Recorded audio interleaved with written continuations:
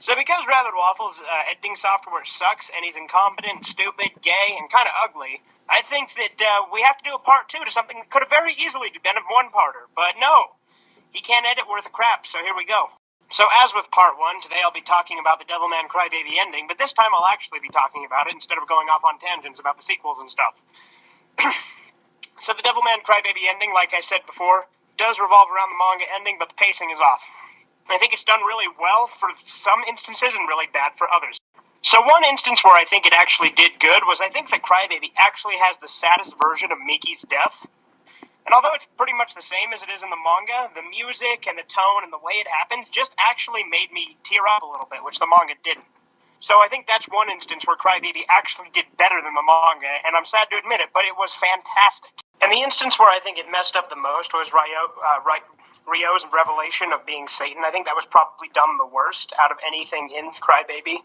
I did explain that a little bit in part 1, but again, it's not something I felt that the anime Crybaby did very well, because there's no build-up to it, and it just kind of, oh, I bet you didn't see this coming, here it is, I'm Satan, here you go.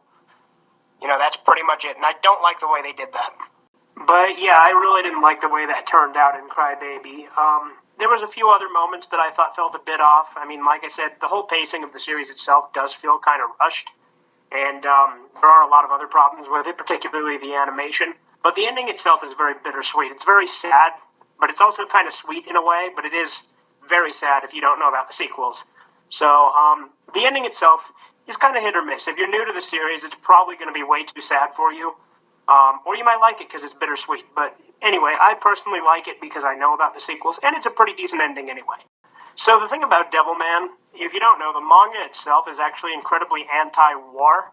It's all about being against war and showing how horrible it is. And it does kind of hint at racism, too, with the demons and stuff. But to be fair, all of the demons pretty much are evil except for Devilman himself. So I don't really think that point holds true, but a lot of people do feel that Crybaby focused a lot more on the whole racism aspect than it did on the war aspect. I didn't really get that vibe, but I can see why people did. Personally, I think that the show is definitely very anti-war, as is the manga, but the manga does it a little bit better. But yeah, that's really all there is to the ending. It's pretty sad, and it is bittersweet, as I said before, but there are plenty of sequels that supplement it. It's definitely going to throw a lot of newcomers to the franchise off, because it is very depressing, especially compared to some of the other versions of the ending. But that's really all I had to say about it.